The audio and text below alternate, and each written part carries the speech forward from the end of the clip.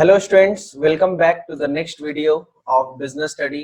ये है 12th class का 9 चैप्टर दैट इज फाइनेंशियल मैनेजमेंट के लिए के ऊपर नेक्स्ट वीडियो। इसमें काफी सारा वीडियो ऑलरेडी हमने अपलोड कर चुका है और इस वीडियो में हम लोग बात करने वाले हैं फाइनेंशियल प्लानिंग के बारे में। अभी तक हम लोग जो भी चर्चा कर रहे थे वो फाइनेंशियल मैनेजमेंट था, दैट इज फाइनेंशियल मैनेजमेंट क्या होता है, फाइनेंशियल मैनेजमेंट के रूल क्या होते हैं और फाइनेंशियल मैनेजमेंट का इंपॉर्टेंस क्या होता है। फिर हम लोग पढ़े फाइनेंशियल मैनेजमेंट में 3 तरीके का डिसीजन लिया जाता है जिसको हम लोग बोलते हैं फाइनेंशियल डिसीजन। तो financial decision, investment decision, finance decision and dividend decision, तीनों को अच्छे से पढ़ा गया। आज के वीडियो में हम लोग बात करेंगे फाइनेंशियल प्लानिंग के बारे में। तो फाइनेंशियल प्लानिंग की अगर हम बात करें तो financial planning is just part of the financial management. यानी कि फाइनेंशियल मैनेजमेंट अगर आप पढ़ चुके हो तो फिर आपको ये टॉपिक समझने में प्रॉब्लम नहीं होगा और आपको लगेगा कि कुछ इसमें नया नहीं सीख रहे। थोड़ा बहुत डिफरेंसेस है और बाकी मोर और लेस जो फाइनेंशियल मैनेजमेंट में किया जाता है वही फाइनेंशियल प्लानिंग में भी होता है। क्योंकि अगर ब्रॉडली देखा जाए तो फाइनेंशियल मैनेजमेंट जो है वो ब्रॉडर टर्म है as compare to financial planning. Financial management जो है वो ब्रॉडर टर्म है as compare to financial planning. तो इस हिसाब से आप कह सकते हैं कि फाइनेंशियल प्लानिंग आपका जस्ट मैनेजमेंट का ही पार्ट है। तो इसमें करते क्या है, फाइनेंशियल प्लानिंग कहने का मतलब आप प्लान कर रहे हैं फाइनेंस को लेकर।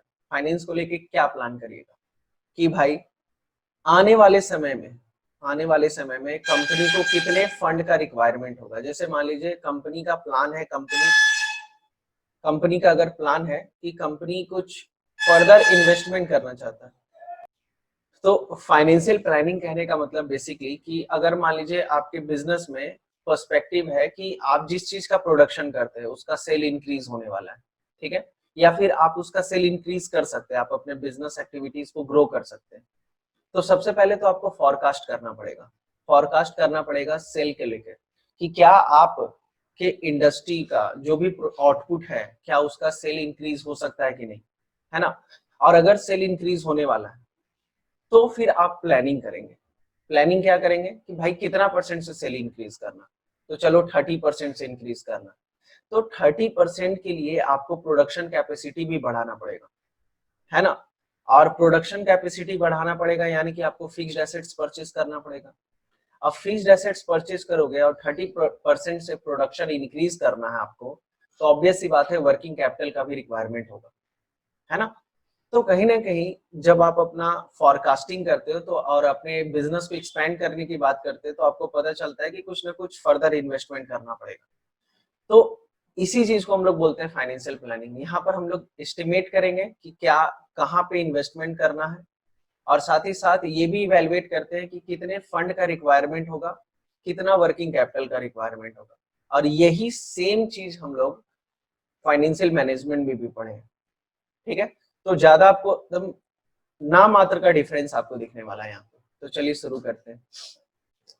देखिए financial planning means deciding in advance how much to spend, कितना खर्च करना है, and what to spend, on what to spend, कहाँ पे खर्च करना। अब जैसे आप मान लीजिए सेल फॉरकास्ट की बात की तो सेल बढ़ाने के लिए हर वो एक्टिविटी जो करना पड़ेगा आप करोगे, ठीक है। आपको वर्किंग कैपिटल का बजट बढ़ाना पड़ेगा, वर्किंग कैपिटल के लिए अमाउंट एक्स्ट्रा रखना पड़ेगा, या फिर आपको नया मशीनरी खरीदना पड़ेगा, ठीक है। आप न्यू प्रोडक्ट लॉन्च करना चाहते हैं, है ना, आप न्यू अपने प्रोडक्शन लाइन में एक न्यू प्रोडक्ट ऐड करना चाहते हैं, तो उसके लिए भी नया प्लांट लाना पड़ेगा, उसके लिए भी कुछ एक्सपेंसेस करना पड़ेगा। तो ये इसके लिए जो आप पैसे का बंदोबस्त जो करेंगे उसको हम कहेंगे फाइनेंशियल प्लानिंग, है ना। जैसे मान लीजिए आप अपने एग्जिस्टिंग प्रोडक्ट में एक न्यू प्रोडक्ट ऐड करना चाहते हैं, एक न्यू प्रोडक्ट का इंट्रोडक्शन करना चाहते हैं और उसके लिए प्रोडक्शन करने के लिए मशीन लाओगे, रॉ मटेरियल लाओगे, लेबर्स लाओगे, तो उसके लिए कितना फंड का रिक्वायरमेंट पड़ेगा। इस चीज के प्लानिंग को हम लोग बोलते हैं फाइनेंशियल प्लानिंग। और वो पैसा कहाँ से आएगा, है ना। In words of G. Steinberg, financial planning includes determining, इनका 3 पॉइंट बोला गया है ना। हालांकि ऐसे इनके नाम पे कुछ क्वेश्चंस पूछा नहीं जाता है, मगर आपको बता देते हैं। Determining, determination of amount of finance needed by enterprises to carry out its operation। Financial planning में क्या करते हैं, किसी भी काम को करने के लिए कितना फंड का रिक्वायरमेंट होगा, इस चीज के एस्टिमेशन को हम लोग कहते हैं फाइनेंशियल प्लानिंग। यानी कि फाइनेंशियल प्लानिंग में हम लोग एस्टिमेट करते हैं किसी भी ऑपरेशन को, एक्टिविटी को परफॉर्म करने के लिए कितना फंड का रिक्वायरमेंट होने वाला है। डिटरमाइनिंग सोर्स ऑफ फंड, पैसा कहां से आएगा, and determining the suitable policy for proper utilization and administration of the fund। और एक पॉलिसी होना चाहिए। देखिए पैसा तो आ गया, मगर पैसा को अगर सही तरीके से यूटिलाइज नहीं करेंगे तो फिर दिक्कत है। जैसे पॉलिसी क्या होना चाहिए, पैसा को यूज करने का, फंड को यूज करने का पॉलिसी क्या होना चाहिए कि हम वहीं पे फंड इन्वेस्ट करेंगे जहां पर 20% का रिटर्न आएगा। हमारे कंपनी का पॉलिसी है कि हम लोग वहां पे पैसा इन्वेस्ट करते हैं जहां पे 20% का रिटर्न आएगा। तो ये क्या हो गया, ये पॉलिसी हो गया, है ना। या फिर हम अपने क्रेडिटर, हम अपने सब कस्टमर को, हम अपने कस्टमर्स को 1 महीने का क्रेडिट पीरियड देंगे। ट्रेड साइकिल जो रहेगा वो 1 महीने का रहेगा। तो ये क्या हो गया, फंड को यूटिलाइज करने का पॉलिसी। आप अपने कस्टमर को उधार बेच रहे हो तो ऑब्वियस सी बात है आप कहां से ला रहे हो, उसको अपने फंड से ही उसको उधार दे रहे हो, ठीक है। तो कितने दिन का उधार देंगे, तो ये सब एक पॉलिसी डिसाइड करना किसमें आता है, फाइनेंशियल प्लानिंग, ठीक है। तो बेसिकली जो आप फाइनेंशियल मैनेजमेंट में पढ़े हो वही चीज यहाँ पर भी है। फाइनेंशियल प्लानिंग में क्या होता है कि सबसे पहले कि किसी भी ऑपरेशन को, एक्टिविटी को परफॉर्म करने के लिए कितना फंड का रिक्वायरमेंट है ये इवेलुएट करना ताकि उसका काम स्मूथली हो। फिर वो सोर्स ऑफ फंड क्या होगा, वो पैसा कहाँ से आएगा, एंड लास्ट एक सुटेबल पॉलिसी बनाना, एक एडमिनिस्ट्रेट करना ताकि उस फंड को प्रॉपर्ली यूटिलाइज कर पाए, ठीक है। अच्छा यहाँ पर कुछ पॉइंट बोल रहा है, ये आपको समझाने के लिए है। देखिए क्या कह रहा है, the financial planning begin with the determination of total capital requirement. Financial planning start कैसे होता है, कैपिटल रिक्वायरमेंट कितना दरकार है ना। हम आपको पहले फर्स्ट पॉइंट में क्या बताएं कि फाइनेंस नीडेड, फाइनेंस नीडेड का मतलब क्या है कि कितना कैपिटल का रिक्वायरमेंट है। For this finance manager to do self forecast. अब इसके लिए एग्जांपल क्या ले रहा है कि अगर सेल्फ फोरकास्ट करते हैं for future prospect and appear to be bright and expect increase in the sale, है ना। जो अभी हम आपका एग्जांपल ये एग्जैक्टली वही चीज लिखा हुआ कि अगर एक मैनेजर सेल्फ फोरकास्ट करता है और सेल्फ फोरकास्ट में पता चला कि सेल इंक्रीज करना है, तो सेल अगर इंक्रीज करना है तो जाहिर सी बात है प्रोडक्शन कैपेसिटी इंक्रीज करना पड़ेगा, और प्रोडक्शन कैपेसिटी इंक्रीज करना यानी कि लॉन्ग टर्म फंड का रिक्वायरमेंट है, और साथ ही साथ हमको वर्किंग कैपिटल का भी रिक्वायरमेंट होगा। तो कितना लॉन्ग टर्म कैपिटल का रिक्वायरमेंट है, कितना वर्किंग कैपिटल का रिक्वायरमेंट है, ये इवेलुएट करना, ठीक है। उसके बाद after estimating the requirement of the fund, the next step of financial planning is deciding how to raise the finance. Obviously बात है, ये चीज हम लोग मैनेजमेंट में भी पढ़ चुके हैं। इक्विटी शेयर से जाएगा कि प्रेफरेंस शेयर की, डिवेंचर की, लोन की, बॉन्ड, एक्सटर्नल सोर्स होगा कि इंटरनल सोर्स होगा, ये भी डिसाइड करना, ठीक है। एंड लास्ट क्या कह रहा है, financial planning is a broader in scope as it does not end by raising estimated finance. It include long term investment decision in financial planning। देखिए क्या कह रहा है, in financial planning finance manager analyzes various investment plans and select the most appropriate plan। बहुत सारे plans को, जैसे आप न्यू प्रोडक्ट ऐड कर सकते हैं, या फिर आप अपना सेल इंक्रीज कर सकते हैं, या फिर आप सेम प्रोडक्ट के लिए एक अलग इंडस्ट्री सेटअप कर सकते हैं, अलग ज्योग्राफिकल लोकेशन पे। तो ये क्या है, बहुत सारा प्लान है। अब बहुत सारे प्लान में से किसी एक प्लान को आप सेलेक्ट करेंगे और उसको आप स्मूथली चलाएंगे। Finance manager make short term financial plan called budget. Finance finance finance manager short term plan भी बनाता है, लॉन्ग टर्म भी प्लान बनाता है। लॉन्ग टर्म प्लान में जितना भी लॉन्ग टर्म इन्वेस्टमेंट होगा उसको हम लोग क्या बोलेंगे, एस्टिमेशन ऑफ कैपिटल रिक्वायरमेंट, है ना। पर अगर आप शॉर्ट टर्म बना रहे हैं तो उसको क्या कहेंगे, बजट, कि भाई आपका शॉर्ट टर्म पर्पस के लिए बजट क्या है। तो बेसिकली देखें तो डिफरेंस ज्यादा कुछ नहीं है। एक मैनेजमेंट जो है वो ब्रॉडर टर्म है और ये फाइनेंशियल प्लानिंग जो है वो नैरो टर्म है, ठीक है। इसलिए फाइनेंशियल मैनेजमेंट में सारा एक्टिविटीज आ जाता है फाइनेंशियल प्लानिंग का। अब कह रहा objective, objective of financial planning. Objective क्या हो सकता है? तो दो ऑब्जेक्टिव आपको बेसिकली बता रहा है। To ensure availability of funds whenever these are required. Financial planning इसलिए करते हैं ताकि कभी भी फंड का रिक्वायरमेंट हो तो आपके पास वो फंड अवेलेबल हो। And second, to see that the firm does not raise fund unnecessarily. और ये भी मेक श्योर करेंगे कि भाई जैसे सोर्स ऑफ फंड, फंड आ रहा है, अब ऐसा ना हो कि अननेसेसरी का फंड अरेंज हो जाए। अननेसेसरी का फंड अगर अरेंज हो जाता है तो प्रॉब्लम क्या है कि आपके पास आइडियल फंड रहेगा। आइडियल फंड क्या होता है? वो फंड जिसको आप यूटिलाइज नहीं कर पा रहे। बात समझे? जैसे मान लीजिए कि हम फाइनेंशियल प्लानिंग नहीं किए, ठीक है, और सोर्स ऑफ फंड मुझे पता था, चलो इक्विटी बेच के पैसा आ रहा है, हम पैसा अरेंज कर लिए, पैसा मेरे पास 50 करोड़ रुपए आ गया, मगर मेरे पास जो प्लान है उसके हिसाब से मात्र हमको 35 करोड़ रुपीस का ही रिक्वायरमेंट है। तो 35 करोड़ तो यूज हो जाएगा, बाकी का 15 करोड़ क्या होगा? वो कहीं ना कहीं आइडियल रह जाएगा। आइडियल मतलब अनयूटिलाइज्ड रह जाएगा। और इससे प्रॉब्लम क्या है कि पैसा तो है मगर उसको यूटिलाइज नहीं कर पाए, तो उस पे जो अर्निंग हो सकता था वो अर्निंग नहीं कर पाएंगे आप। और अगर वो अर्निंग नहीं कर पाएंगे तो प्रॉब्लम क्या है कि एग्जिस्टिंग शेयर होल्डर पे बर्डन बढ़ेगा। एग्जिस्टिंग शेयर होल्डर पे बर्डन बढ़ेगा। जैसे देखो, मान लीजिए आप अगर 50 करोड़ रुपया फंड अरेंज किए, ठीक है, और आप सिंपल सा फंड है, मात्र 1 करोड़ रुपया कमाए, ठीक है, और एक सिंपल सा एग्जांपल लेते हैं, नंबर ऑफ एम्प्लॉय 50 एम्प्लॉय मिलके 50 शेयर होल्डर मिलके आपको 50 करोड़ रुपया दिया, ठीक है, और आप 1 करोड़ रुपया कमाए। तो ये 1 करोड़ रुपया कितने लोगों के बीच में बटेगा? 50 लोगों के बीच में बटेगा, है कि नहीं? तो लोगों का इनकम हिसाब से रहेगा। मगर आप 50 लोग मिलके सेकेंड सिचुएशन में भी वही है, 50 लोग मिलके 50 करोड़ रुपया कंपनी को दिया, ठीक है, मगर कंपनी यूटिलाइज, अगर 50 करोड़ यूटिलाइज करती है तो 1 करोड़ कमाया।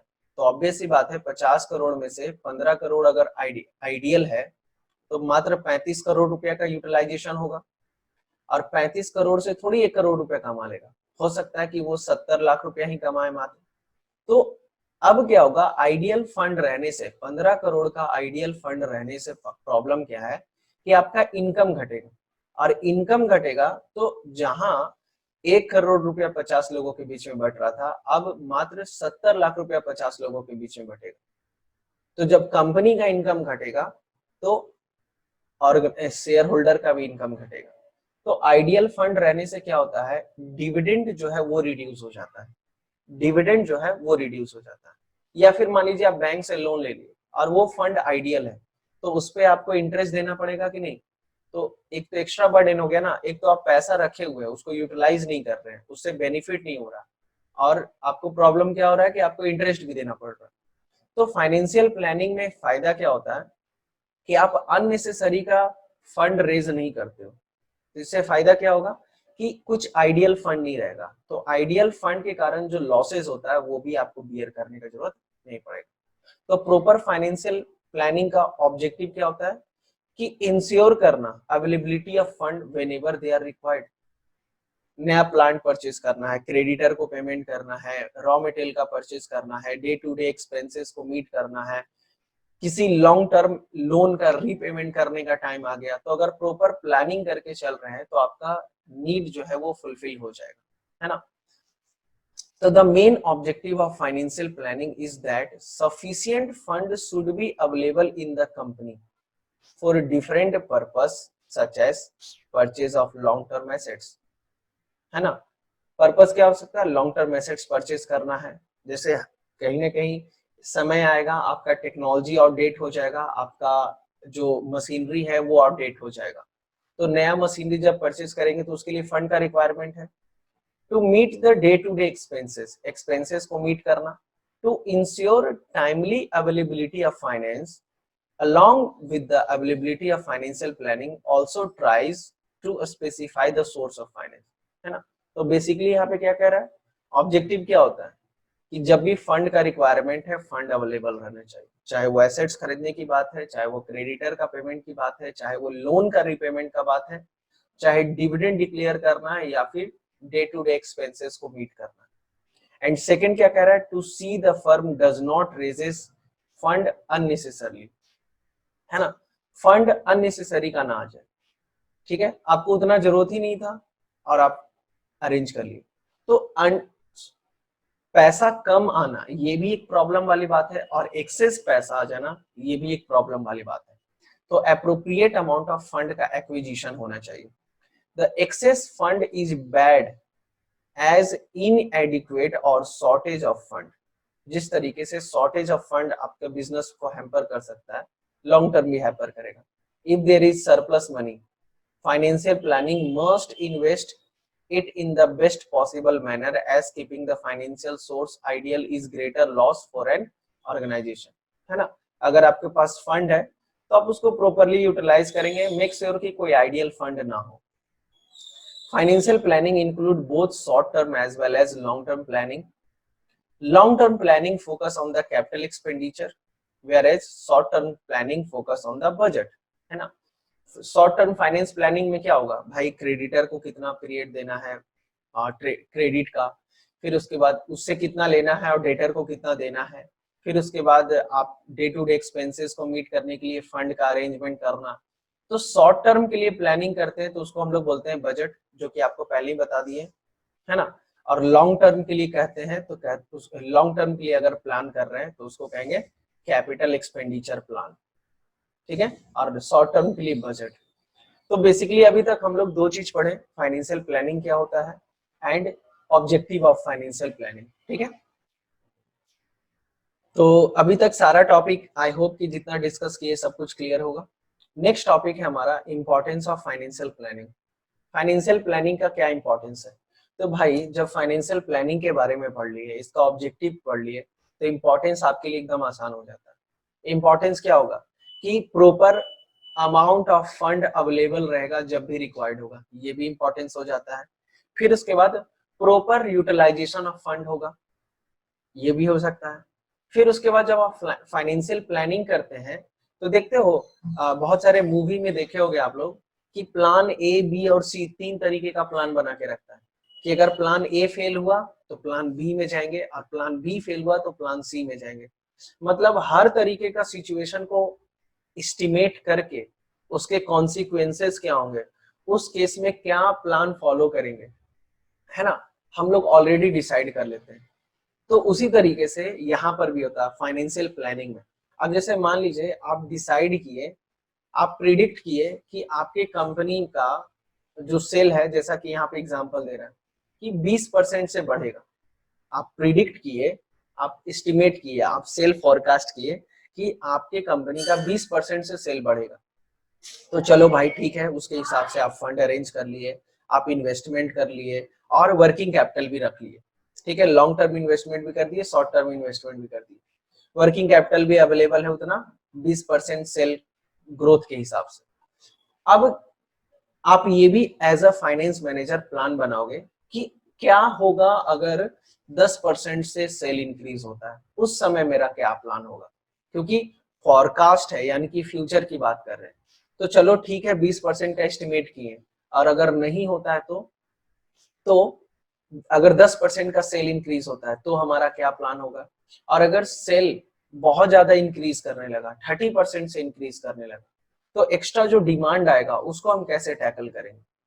तो बेसिकली फाइनेंशियल प्लानिंग में सारा प्लान लेके चला जाता है, plan A, plan B, plan C, कि किसी भी तरीके का मिस हैपनिंग हो या फिर पॉजिटिव में हो चाहे नेगेटिव में हो, हम उसको टैकल कर सके, ठीक है। तो देखिए क्या कह रहा है, सबसे पहला इंपॉर्टेंस दे रहा है makes firm better prepare to face the future. Future को फेस करने के लिए, है ना, एक वेल प्लान बना के आएंगे।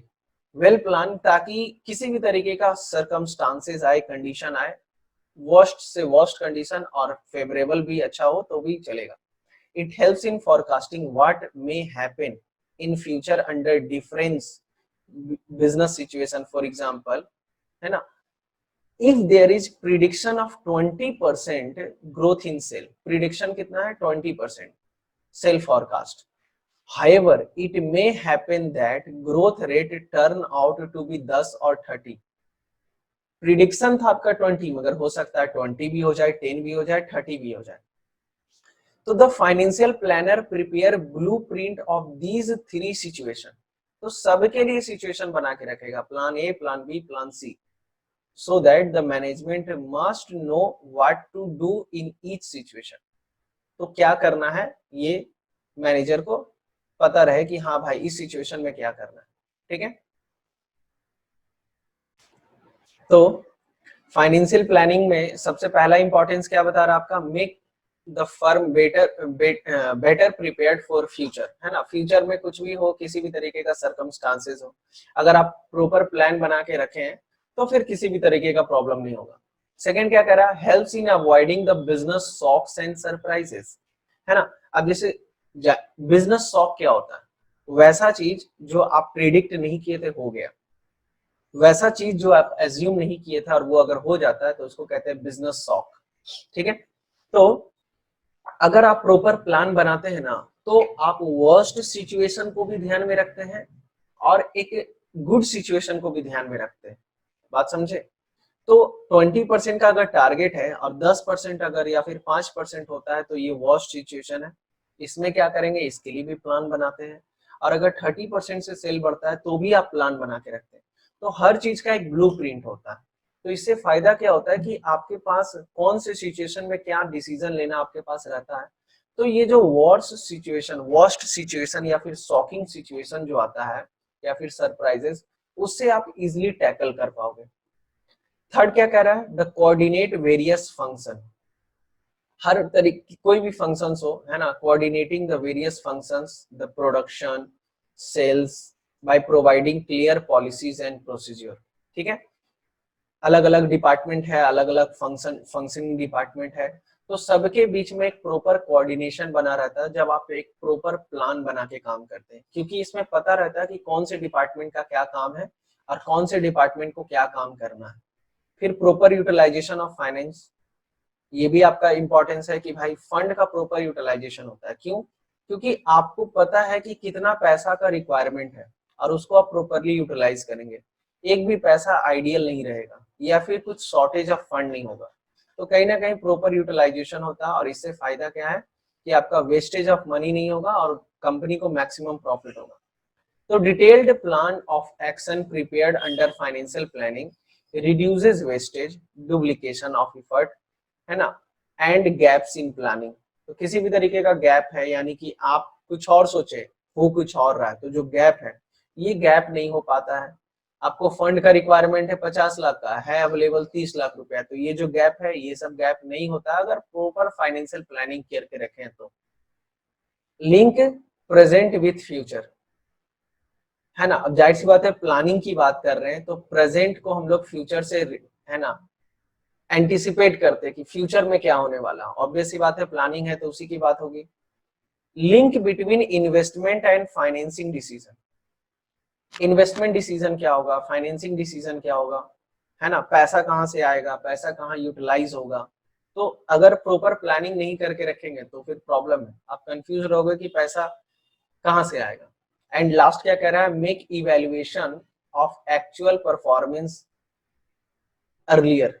है ना, एक्चुअल परफॉर्मेंस अर्लियर कहने का मतलब by spelling out detailed objective for the various business segments, it makes evaluation of actual performance easier. Earlier नहीं, यहाँ पे इजियर ही होना चाहिए था, वही तो. ये इजियर होगा, makes evaluation of actual performance easier. ठीक है. इजियर कहने का मतलब,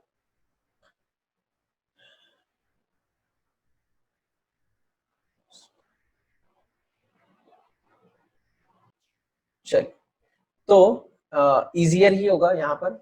by spelling out detailed objective. यहाँ पर स्पेलिंग का मतलब है एक ब्लूप्रिंट बनाना, एक्सप्लेन करना, अंडरस्टैंड करना, आप कुछ भी कह सकते हो, ठीक है। मतलब एक मेक श्योर करना कि क्या होने वाला है बिजनेस में आने वाले समय में। और इससे क्या होता है कि आप अपने एक्चुअल परफॉर्मेंस को इजीली इवेलुएट कर सकते हो, क्योंकि जब आप एस्टिमेट करके चलते हैं कि ये काम होने वाला और इतना % का सेल इंक्रीज होगा, तो उस समय जब इवेलुएट करेंगे तो आपके लिए आसानी होगा कि आपको पता रहता है कि क्या इवेलुएट करना और क्या इवेलुएट नहीं करना, ठीक है। तो makes evaluation of actual performance easier. तो बेसिकली प्लानिंग का जो बेनिफिट है आपका एकदम इजी है, और ये इंपॉर्टेंट टॉपिक तो है, पर इससे उतना ज्यादा क्वेश्चन नहीं पूछा जाता जितना इंपॉर्टेंट है आपका financial decision, investment and financial and dividend decision, ठीक है। तीनों के बीच में डिफरेंस एक बार देख लेते हैं। दोनों के बीच में financial management and financial planning एकदम नैरो डिफरेंस। सबसे पहला मीनिंग में आपको बताए थे फाइनेंशियल मैनेजमेंट क्या होता है, एक्विजिशन, कहां से पैसा आएगा, यूटिलाइज करना, एंड डिस्पोजल ऑफ सरप्लस, है ना, कि जो पैसा आएगा उसको डिविडेंड के तौर पे बांटना है कि नहीं। मगर फाइनेंशियल प्लानिंग में estimation of capital required and deciding the source of fund and optimum utilization of fund. तो देखो दोनों में क्या फर्क दिख रहा है क्या, जो फाइनेंशियल मैनेजमेंट में डिसीजन ले रहे हैं वही फाइनेंशियल प्लानिंग में भी डिसीजन ले रहे हैं। मगर यहाँ पर एक चीज नया ऐड क्या हो गया है कि सरप्लस जो पैसा है उसको यूटिलाइज कैसे करेंगे, ठीक है। Next, it is wider in scope, it include financial planning, है ना। क्या बोल रहा है कि मैनेजमेंट जो है वो वाइडर है और प्लानिंग जो है वो नैरो है। ये डिफरेंस जरूर याद रखना, क्योंकि एग्जाम में कभी कभी 2-3 मार्क्स में पूछ लेता है differentiate between financial planning and management. And objective, its objective is to manage all the activities related to finance, है ना। मेन ऑब्जेक्टिव क्या होता है कि जितना भी फाइनेंस से रिलेटेड फंडा है हर चीज मैनेज करना, source of fund, long term fund, short term fund, acquisition of fund, requirement of fund, disposal of fund, disposal of surplus fund, सब कुछ। मगर फाइनेंशियल प्लानिंग की बात करें, its objective is to ensure availability of fund and see that the firm does not raises the fund unnecessarily। मगर financial planning में दो चीज होता है। एक चीज तो किसी खास प्रोजेक्ट के ऊपर खास करके प्लानिंग किया जाता है, ठीक है ना। कोई एक प्रोजेक्ट है उसके लिए स्पेशल फाइनेंशियल प्लानिंग कर रहे हैं, और ये भी मेक श्योर करना कि अननेसेसरी का फंड ना आ जाए, कोई आइडियल फंड ना हो, और जब भी फंड का रिक्वायरमेंट हो उस प्रोजेक्ट के लिए हमारे पास फंड अवेलेबल हो। तो ये 3 डिफरेंस है आपका बेसिक सा, और कुछ नहीं। तो नेक्स्ट क्लास में हम लोग डिस्कस करेंगे कैपिटल स्ट्रक्चर के बारे में, ठीक है। तो आज के क्लास में बस इतना ही, आज की क्लास में रहने देते हैं। तो फिलहाल आज की क्लास में बस इतना ही, मिलते हैं नेक्स्ट क्लास में और आगे हम लोग फिर चर्चा करेंगे। Thank you so much.